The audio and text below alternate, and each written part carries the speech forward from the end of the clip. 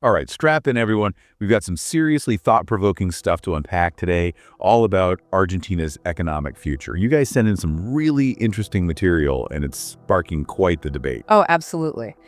This piece we're diving into argues that Argentina is on the verge of an economic miracle, all thanks to free market policies. An economic miracle, that's a bold claim. It is, isn't it? But that's what makes this deep dive so fascinating. You've got this super optimistic take, but then you have the historical context of Argentina's economic struggles.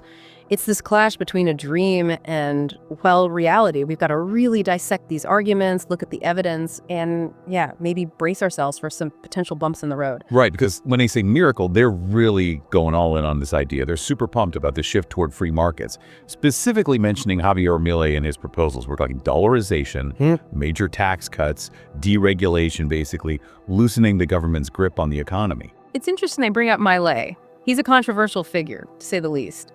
But it's clear they see him as a key player in this potential economic transformation. And they keep bringing up Chile in the 1990s, how they adopted similar policies and saw some serious economic growth. It's like they're saying, look, Chile did it, so Argentina can too. But remember, Chile also faced some pretty hefty side effects, like income inequality and social unrest. It wasn't all smooth sailing. So while this source is super enthusiastic about Argentina following in Chile's footsteps, it's not exactly a guaranteed recipe for success, right? I mean, each country has its own unique context. Exactly. There's no one-size-fits-all solution. While free market policies can definitely kickstart growth, a whole bunch of other factors come into play. Think about global economic conditions, political stability, resource management. It's a complex puzzle. So, should we be skeptical? I mean, they're practically predicting an economic miracle. Are there red flags we should be looking out for? Well, you always got to approach economic predictions with a healthy dose of caution, right? Think of it like this. Even with the best ingredients, a cake can still flop if you don't bake it right. Okay, good point. So they're betting big on this economic miracle, but we should be watching carefully to see if it actually pans out. But one thing they keep hammering on is this idea of economic freedom being the key. Less government interference equals more individual opportunity. It's a pretty classic argument. It is. It aligns with that classical liberal thought that emphasizes individual choice and market forces as the drivers of prosperity. So is this economic freedom idea too good to be true? Can you just unleash the markets and expect everything to fall into place? Well, it's not quite that simple. While free markets can be powerful, they don't always create a level playing field. You have to think about things like inequality, environmental concerns, the role of social safety nets. These are all things that the government often plays a part in. Right. So it's not just about individual freedom. It's about finding a balance that works for everyone. They're really passionate about this idea, though. They're painting this picture where individuals can make their own choices, chart their own course, without a bunch of bureaucrats breathing down their necks. It's a compelling narrative, no doubt. It taps into that human desire for autonomy and self-determination. But unrestrained freedom can sometimes come at a cost, especially for those who are already vulnerable or lack resources. They're also taking aim at groups that are critical of this free market approach. They single out environmentalists, unions, and academics, saying they're basically obstacles to progress. It's interesting how they frame it almost like these groups are the villains in the story of Argentina's economic rise. Right. It's like they're saying these are the folks holding Argentina back. Yeah, exactly. But it's important to remember that these groups often represent legitimate concerns, right? I mean, environmentalists are worried about the impact of unchecked growth, unions are fighting for workers' rights, and academics bring important perspectives to the table. It's not about demonizing them, it's about understanding their viewpoints and trying to find solutions that work for everyone. I totally agree. You can't just dismiss these groups as being anti-progress or stuck in the past. They often bring up crucial points that need to be part of the conversation. Absolutely. They even highlight protests against infrastructure projects as an example of how these groups are supposedly sabotaging Argentina's economy. It's a classic example of the tension between economic development and environmental protection. You've got these projects that could bring in jobs and boost the economy, but there are also legitimate concerns about the potential environmental damage. So are they saying these groups are just putting their own agendas ahead of Argentina's economic well-being? That's the argument they're making. They're framing it as a choice between prioritizing economic growth or succumbing to special interests. But it's more nuanced than that. It's about finding a balance, considering all the angles, and making sure that any economic progress doesn't come at the expense of the environment or social well-being. Right. It's not a simple either situation. There are a lot of factors to consider. So they're making a strong case for economic freedom. And they're definitely not shy about criticizing anyone who might disagree with them. But what does this all mean for the average person? Why should we care about what's happening down in Argentina? That's a great question. Here's the thing. Argentina's choices, especially on the economic front, can have ripple effects that reach far beyond their borders. Think about it. Their policies could impact global trade, investment opportunities, even the prices we pay for goods. So even if we're not living in Argentina, we should be paying attention because it could affect us in some way. Absolutely. In today's world, economic decisions made in one country can have far-reaching consequences. It's about staying informed and understanding the bigger picture. Plus, it's a fascinating case study in how different economic philosophies clash and how those clashes play out in the real world. It's like watching a real-time experiment, but with very real consequences. Exactly, and those consequences could be felt far and wide. Yeah. So yeah, I'd say it's definitely worth paying attention to what's happening down in Argentina. It's a story that could have implications for all of us. You know, it's kind of funny how they keep drawing parallels between Argentina now and Chile back in the 90s. Like, they're holding up Chile as this shining example of what free market policies can achieve. Yeah, they make it sound like Chile just sailed smoothly into economic paradise, no problem. But I'm getting the feeling there's more to the story, right? I mean, didn't Chile also face some, bumps along the way? Oh, absolutely. It wasn't all sunshine and roses. For one thing, income inequality became a huge EE issue. The gap between the rich and the poor, it widened significantly, and that created some serious social tensions. There were protests, unrest, as people demanded a fair share of the economic pie. So even though Chile saw economic growth, it wasn't this perfect happy-go-lucky situation. There were some real social costs involved. Exactly. And that's something we need to keep in mind when we're looking at what this source is saying about Argentina. Economic growth, it doesn't automatically mean a better life for everyone. It's not that simple. Right. It's like they're saying, look, growth solves all problems.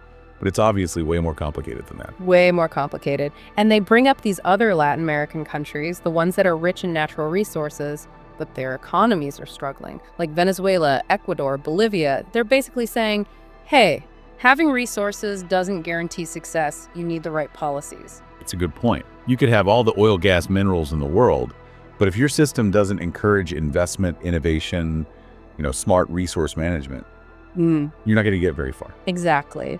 Resources are important, but they're just one piece of the puzzle. And that's kind of their argument for Argentina. They're saying Argentina has all the ingredients for success, but it's been held back by bad policies, bad decisions. And now they think with this shift toward free markets, Argentina can finally, reach its full potential. It's like they're saying Argentina's been stuck in the mud and now it's time to hit the gas and speed ahead. They're super enthusiastic about Milei's proposals too. Like, they really love this idea of dollarization, slashing taxes, and getting rid of regulations. Right. And they see those as like essential steps toward achieving that economic freedom they keep talking about. Okay, so let's break those down a bit. Dollarization. What exactly is that? Sounds kind of scary. Yeah, it's a pretty radical move. Basically, it means scrapping the Argentine peso and just adopting the US dollar as their official currency. Whoa, that's a big change. Hey, wouldn't that have a huge GE impact on their economy? It would, for sure. Proponents of dollarization, they argue it would stabilize the currency, bring down inflation, and attract foreign investment. But then the critics, they worry that it would make Argentina too dependent on the US and limit their ability to, deal with economic shocks on their own. So it's a gamble. Yeah. A potentially high reward, high risk kind of move. Yeah, exactly. And then there's the tax cuts and deregulation, which they seem to think are like magic bullets for economic growth. Yeah, they're really into those ideas. Well, tax cuts, they can put more money in people's pockets, which can stimulate spending, right? But it also means the government has less revenue, which could lead to cuts in public services or social programs. And then deregulation, it can cut down on bureaucracy, make it easier to do business, but it can also open the door for, exploitation or environmental damage if it's not done carefully. So there are always trade-offs. It's not as simple as just saying less government is always better. Sometimes you need regulations to protect people, to protect the environment.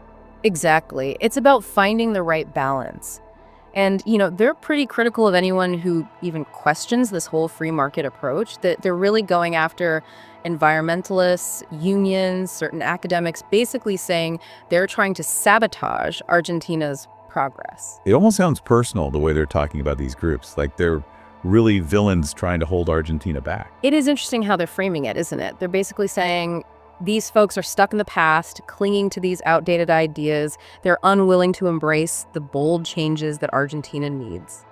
They're not pulling any punches, that's for sure. They even accuse them of spreading propaganda, distorting the truth, just to protect their own interests. Yeah, it's pretty strong stuff. But remember, these groups, they often play a super important role. They hold power accountable. They advocate for social and environmental justice. You can't just dismiss them. So while this source is celebrating free markets, they're also kind of demonizing anyone who might raise concerns about the potential downsides, the potential risks. They are. It's like they're setting up this battle, right?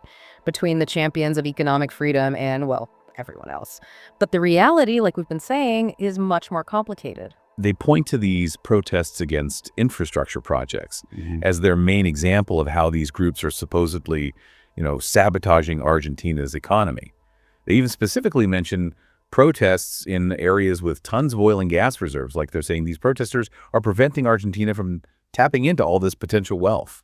And that example, it really highlights this tension between economic development and environmental protection. It's something we see all over the world, right? Sure, extracting oil and gas, it can bring in revenue, create jobs, but there are also those legitimate concerns about the environmental impact, the risks of climate change. So it's not a simple decision. It's not just, oh, let's drill, baby, drill. We have to think about the long-term consequences, the potential damage. Right. And that's where environmental groups and others come in. They're raising these important questions about sustainability, environmental justice, the need for a more balanced approach to development. It's not just about economic growth at any cost. They're basically saying that these groups are putting their own agendas, their own interests, ahead of the nation's economic well-being. But isn't it possible to, pursue economic growth while also protecting the environment, ensuring social justice? I mean, can't we do both? Absolutely. And that's the challenge, isn't it? Finding solutions that work for everyone, not just a select few. Creating an economy that's not just dynamic and innovative, but also fair, sustainable, inclusive. That's the goal. It's a tall order, for sure. Mm-hmm. But it sounds like they're presenting a very optimistic, perhaps overly optimistic view of Argentina's economic future. They're kind of downplaying the potential risks, dismissing those dissenting voices. It feels like they're picking and choosing the evidence to support their argument, right? It's a good observation. It's important to remember that when you're dealing with these kinds of debates, these big, complex issues, there are always different perspectives, different interpretations. And sometimes, people might cherry pick evidence to support their own viewpoint. So while we can appreciate their enthusiasm, their excitement for Argentina's potential, we also have to be careful. We need to be mindful of those potential downsides, the need for balanced perspectives, critical thinking. Absolutely. It's all about approaching these kinds of predictions, these grand narratives, with a healthy dose of skepticism, a willingness to, consider multiple viewpoints, question everything. Don't just take things at face value, dig deeper. Exactly. It's interesting how they keep coming back to this idea that Argentina is at this crucial crossroads. Like right now is the moment. Yeah, it's like a now or never kind of situation. Exactly. It's like they're saying, choose the path of economic freedom and watch prosperity bloom, or, cling to the old ways and just face stagnation. They're not holding back on the drama, that's for sure. It's a powerful way to frame it, isn't it? Create that sense of urgency, paint a clear divide between the good guys and the bad guys, make the stakes feel really high. Yeah, it's effective for sure. But doesn't it also kind of oversimplify things? I mean, it's not like there's just one right answer, one magic solution when it comes to something as complex as economic policy, right? You're absolutely right. Economic issues, they're rarely black and white. There's a whole spectrum of approaches. And finding that right balance for a particular country at a particular time, it's incredibly complex. So while we can appreciate their passion, their conviction that Argentina has this amazing potential, maybe we shouldn't get too swept up in this whole economic miracle narrative. Exactly. A healthy dose of skepticism is always a good thing when you're dealing with these kinds of grand predictions. We need to weigh the potential benefits against the potential risks, consider different perspectives, recognize that there are often unintended consequences, things you just don't foresee. Right. It's not as simple as they sometimes make it sound. Okay, so we've really dug into their arguments, their comparisons. We've highlighted some potential blind spots, some things they might be overlooking. But let's bring this back to you, the listener. Why should you care about all of this? Why does what's happening down in Argentina matter to you? That's the million-dollar question, right? Here's the thing. Even if you're not directly invested in Argentina's economy, even if you've never even been there, these kinds of global economic trends, these big shifts, they impact all of us in one way or another. Understanding how a country like Argentina is grappling with these issues, these ideas about economic freedom, government intervention, the role of different stakeholders, it can help us all make sense of the bigger forces that are shaping the world we live in. So it's not just about Argentina. It's about understanding these bigger trends, these global economic forces, and how they might affect our lives, even if we're not always aware of it. Precisely. It's about being informed citizens, engaging in thoughtful discussions about these issues, recognizing that the choices made in one corner of the world, they can have ripple effects that reach far beyond its borders. It's all connected. It's like a giant web, and we're all part of it. This deep dive has certainly given us a lot to think about.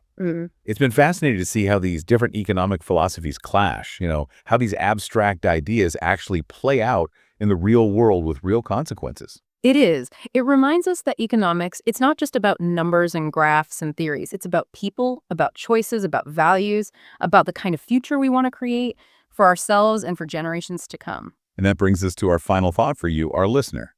As you continue to learn about these economic trends, these policies, these debates, keep asking yourself this question. What does economic freedom really mean? What does it look like in practice? And how does it intersect with other important values, things like social justice, environmental sustainability, the well-being of all people, not just a select few? That's a powerful question to ponder. And it's one that will continue to shape these economic debates and policy decisions for years to come. Thanks for joining us on this deep dive.